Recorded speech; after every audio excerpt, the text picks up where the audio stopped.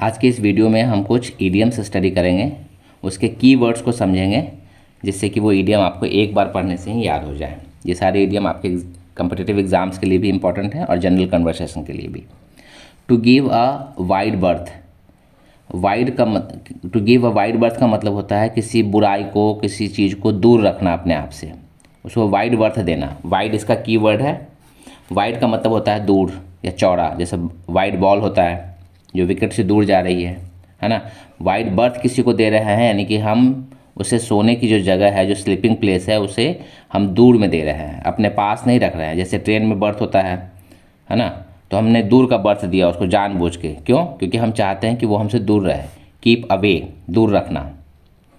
We should give a wide berth to bad characters, हमें चाहिए कि हम बैड कैरेक्टर्स को, यानी बुरे लोगों को अपने आप से दूर रखें। ठीक है। Get the sack, get the sack का मतलब होता है नौकरी से निकाल देना, फायर कर देना। गेट फायर्ड, नौकरी से निकाल देना। सैक का मतलब क्या होता है? सैक इसका कीवर्ड है। सैक का मतलब होता है बोरा, जो जिसमें चावल का बोरा, चीनी जिसमें रखी होती है, 100 किलो चीनी, 50 किलो चीनी जो आती है, चावल आता है, आटा आता है, उसको सैक बोलते हैं। गेट द सैक मतलब सैक मिलना, आपको बोरा मिला आपको, बाकी सब खत्म आपका, है ना, नौकरी गई आपकी। Many people got the sack, बहुत लोगों को निकाल दिया गया नौकरी से ड्यूरिंग कोविड, कोविड के दौरान, पेंडेमिक के दौरान, है ना। Have the cake and eat it too, have the cake and eat it too बहुत अच्छा आइडियम है। इसका मतलब होता है कि आप किसी चीज़ को ऐसे एंजॉय करना चाहते हैं कि वो केक आपके पास रहे भी, बचा भी रहे, और आप खा भी लें, यानी पैसे आपके खर्च भी ना हो और आप मौज मस्ती कर भी लें, घूम फिर भी लें। ये चीज़ें नहीं होंगी।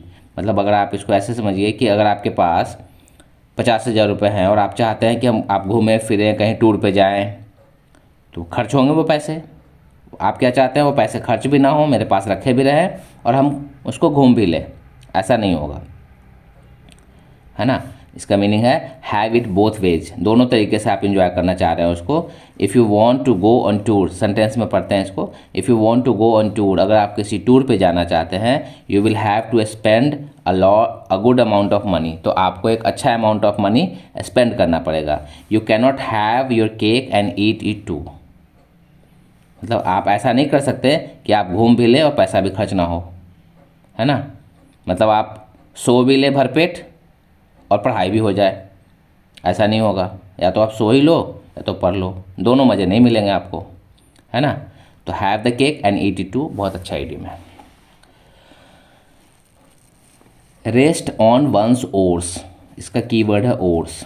रेस्ट ऑन वंस ओर्स का मतलब होता है काफ़ी मेहनत करने के बाद थोड़ा सा रेस्ट करना, बैठे बैठे खड़े खड़े 5 मिनट रेस्ट कर लेने को बोलते हैं।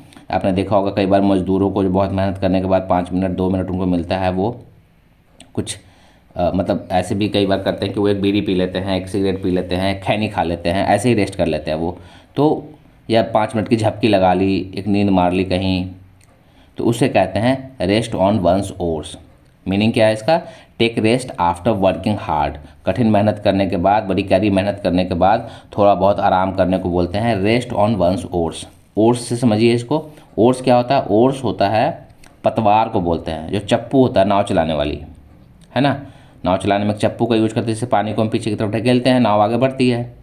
तो रेस्ट ऑन वंस ओर्स, अगर कोई नाव चलाने वाला नाविक अपने ओर्स पे ही रेस्ट कर रहा है, मतलब ओर्स चलाते चलाते वो इतना थक गया है कि ओर जो है, ओर्स है लकड़ी का, उसी पे वो सिर टिका के थोड़ा सा रेस्ट कर रहा है, that means he is taking rest after long working hour.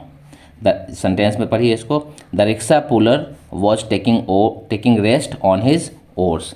Rickshaw puller जो है, रिक्शा खींचने वाला जो है, वो रेस्ट कर रहा था बहुत मेहनत करने के बाद। अपने रिक्शे पे ही बैठ के रेस्ट करते हैं वो, है ना, आपने कई बार देखा होगा।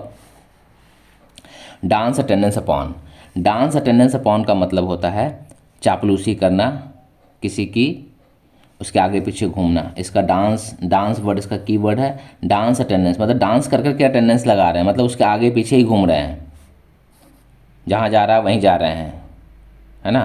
तो बहुत अच्छा वर्ड है। फ्लैटर इसका सिनोनिम है। फ्लैटर मतलब चापलूसी करना। If you have the talent, अगर तुम्हारे पास टैलेंट है, you need not dance attendance upon your boss, तो तुम्हें अपने बॉस की चापलूसी करने की ज़रूरत नहीं है, आपके काम की कदर होगी, आपके काम से आपको जाना जाएगा। बहुत अच्छा सेंटेंस है। If you have the talent you need not dance attendance upon your boss. Off the cuff, off the cuff का मतलब होता है बिना तैयारी का, एक्सटेम्पोर, है ना।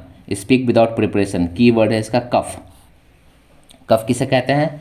कफ कहते हैं जो हमारे शर्ट का स्लीव्स होता है, जो बाँह होती है, उसमें जो बिल्कुल एंड पार्ट होता है जहाँ पे बटन लगाते हैं हम कलाई के पास, है ना, थोड़ा सा मोटा होता है वो, जैसे कॉलर होता है वैसे यहाँ कफ होता है कलाई के पास। ऑफ द कफ का मतलब होता है बिना तैयारी के, मतलब जस्ट कफ पे आया और हमने कह दिया, मतलब मेरा इंटेंशन नहीं था ऐसा कुछ बोलने का, मतलब जस्ट ऐसे ही कह दिया हमने, ऐसी कुछ बोलने की बारी आई, मुझे जो समझ में आया मैंने बोल दिया, ऑफ द कफ था वो। सेंटेंस में ऐसे पढ़ते हैं, I didn't mean to insult you, मेरा इरादा नहीं था कि इंसल्ट करूं तुम्हारा, मतलब मेरा तुम्हारा इंसल्ट करने का इरादा नहीं था। It was just off the cuff remark, ये सिर्फ एक ऑफ द कफ रिमार्क्स था, मतलब वैसे ही बोल गया मैं, मेरा कोई इंटेंशन नहीं था, ऐसा नहीं था मैं तैयारी करके आया था तुम्हारा इंसल्ट करने के लिए ऐसा बोलूँगा तुम्हें। डाई इन हार्नेस, बहुत अच्छा आइडियम है, बहुत पूछा जाता है एग्जाम में। डाई इन हार्नेस का मतलब होता है काम के दौरान किसी की डेथ हो जाती है, वाइल इन यूनिफॉर्म, है ना, डाई इन यूनिफॉर्म, तो उसे कहते हैं डाई इन हार्नेस। हार्नेस इसका कीवर्ड है। हार्नेस किसे कहते हैं? आपने देखा होगा कि जो घोड़े होते हैं, घोड़े गाड़ी में, है ना, टमटम में, उसमें कुछ लेदर वगैरह का उसका स्ट्रैप्स लगा होता है जिससे कि वो पीछे की गाड़ी को खींच सके, ठीक है, तो वो उसका हार्नेस होता है। अगर कोई घोड़ा हार्नेस में डेथ हो जाती है उसकी, मतलब कि उस पर पूरे वो स्ट्रैप वगैरह लगे हुए, मतलब वो काम के दौरान उसकी डेथ हो गई है, ऐसे ये ईडियम बन के आया, डाई इन हार्नेस। तो आदमी, अगर कोई इंजीनियर है या कोई ऐसा आदमी है जो, मतलब वो जरूरी नहीं कि ड्रेस में हो, ड्रेस होना यहाँ पे ज़रूरी नहीं है, वो काम में हो, वाइल ऑन ड्यूटी हो और उसकी डेथ होती है, तो उसे कहते हैं die in harness. His grandfather was a brave soldier, उसके ग्रैंडफादर जो थे वो एक ब्रेव सोल्जर थे, एंड डाइड इन हार्नेस, और उनकी मृत्यु जो है वो हार्नेस में हुई, मतलब ऑन ड्यूटी हुई, ड्यूटी पर रहते हुए उनकी मृत्यु हुई, मतलब शहीद हुए वो। Make a mincemeat of, make a mincemeat of, make a mincemeat of का मतलब होता है बर्बाद कर देना, डिस्ट्रॉय कर देना कंप्लीटली, पूर्ण रूप से बर्बाद कर देना। कैसे इसको हम, इसका कीवर्ड है मिन्स मीट। मिन्स मतलब क्या होता है? मिन्स का मतलब होता है, मिन्स मीट का मतलब होता है बिल्कुल उसको बारीक बारीक छोटा छोटा कर देना, मतलब जिसको बनाते कहते हैं ना, हम हिंदी में कहते हैं जिसको बिल्कुल चोखा, मतलब भरता बना देना, ऐसे बोलते हैं, मार के पीट के बिल्कुल भरता बना दिया उसका, ठीक है, एक कीमा बना देना। मेक अ मिन्स मीट, इसको मतलब होता है पूर्ण रूप से बर्बाद कर देना। Our forces made mincemeat of enemy, हमारी आर्मी जो है वो दुश्मनों को बिल्कुल पूर्ण रूप से बर्बाद कर देगी, बर्बाद कर दिया, मेड है यहाँ पे, है ना। मिन्स मीट का मतलब, मिन्स मीट को आप समझेंगे तो ये इडियम आपको याद रहेगा। मिन्स मीट का मतलब होता है छोटे छोटे टुकड़े में बांट देना, डिस्ट्रॉय कर देना completely.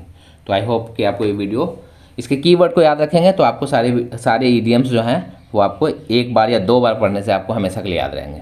Thank you for watching.